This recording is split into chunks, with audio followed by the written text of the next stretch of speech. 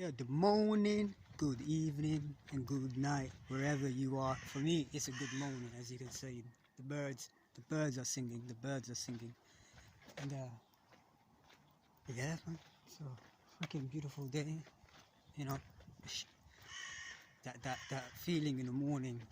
You know, when you first wake up without a coffee, and it's been at least now, I think, God knows how long I have even had my coffee. I think now it's been at least, oh, God knows, I think it's like been like a month now. Because I wanted to speak about your dopamine and why I think it's just to stay away from all these things that you gotta educate yourself. You gotta know thyself, you know. And I don't know, for some people it might be okay, but I don't know what it is. For me, from my experience, coffee is a drug, so completely cut coffee off completely.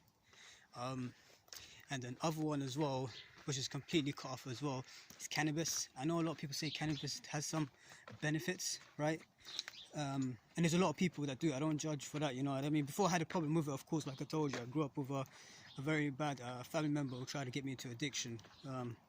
Was not really a good role model for me whatsoever. It was just the worst role model you can ever get, because you know they say when you're young you need a role model.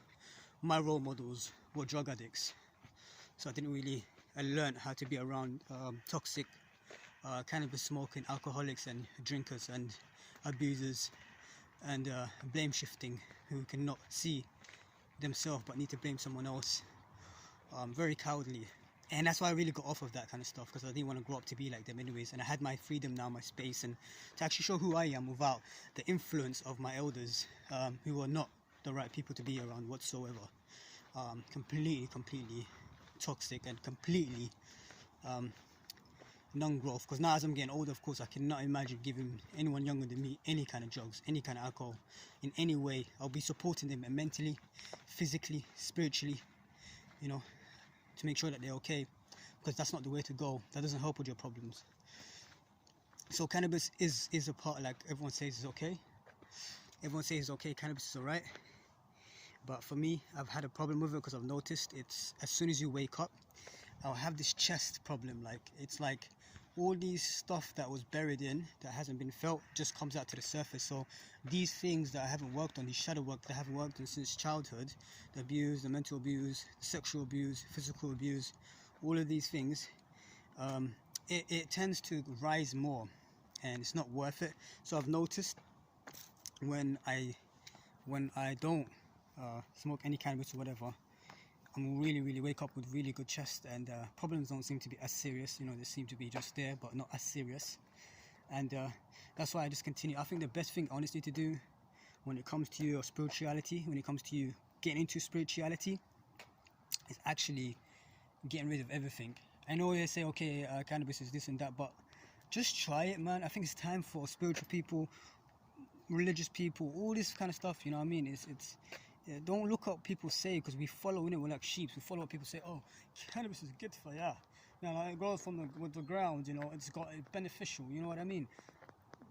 Yeah, but it gets to a certain point, you gotta just say no, man. You know, no means no. There must be something why it's so available, you know what I mean? Just like alcohol, all of these things, they're so available, you know what I mean? They're all around the place.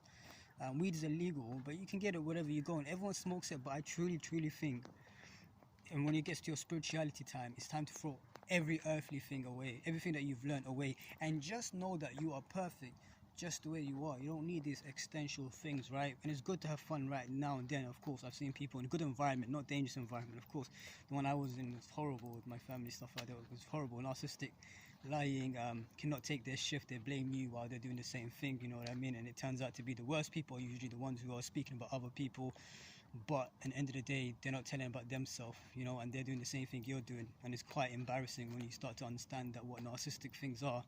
You tend, you know, to grow up and think, oh God, like, I can't believe I wasted all my time trying to help people while I was in such a bad place. While I was trying to fix them, put them up, they were trying to put me down. While I was helping them, they were putting me down. And them kind of people, they need to put people down, because it makes them feel better about themselves. They're very low self-esteem, you know what I mean? And they're born like that. I've seen it many times now. I've seen someone 60 years old, 70 years old, 80 years old, 50 years old. They're born like that. They don't change. They never change. They grow up old and they'll still be the same. It's the brain stuff. It's nothing you can change. And when you get to a certain point, when you got your freedom, and you're trying to make your own life, and you're trying to break the chain of the curse, you know, that you was in with the narcissistic, and you come here to this earth, you know, and you take into this body, and you know you're Arabian, but you know you're not your culture. You know you gotta be the one to break that curse, you know, that culture, or we're Muslims, or we're this, or we're that, and finally just say no. You know, I'm gonna choose for myself, and that's what I'll do for my children as well. I'll let them choose for themselves. You know, I don't care what you are, as long as your heart is good. You could tell me you're Muslim, you could tell me you're Christian, you could tell me you're Buddha, but if your heart is pure, that's all I believe. That's the only thing that you should worry about, is pure heart, nothing else. Everything else goes as it is, but what matters the most is having a pure heart. And I've noticed with having a pure heart, you gotta do things that make you feel good. If cannabis makes you feel good, like I said, you shouldn't do it. But if cannabis makes you feel good, then maybe it's you. But you should try without it. If coffee makes you feel good, then maybe it's you. But know thyself, because for me, knowing thyself is very important, because I know I can't be like everyone else. I tried to copy everyone else. I thought it's a normal thing, but for me, I can't be like everyone else, because I have to be myself. So now I know it's not for me. Coffee is not for me. Never have coffee again. Weed is not for me. Never have weed. Alcohol is not for me. Never have alcohol. The only thing I like, to be honest with you, a cup of water, some juice. My benefit things that help me out is fasting and exercise, socializing, looking after people, be a service to people, being a good friend to my friends as well. You know, and the more I'm good with myself, the more I'm happy with myself, the more I can show that to my friends, and the more my friends feel that love that I give them. They can feel the passion that's inside of me, that's being passed to them, because people can feel how you feel.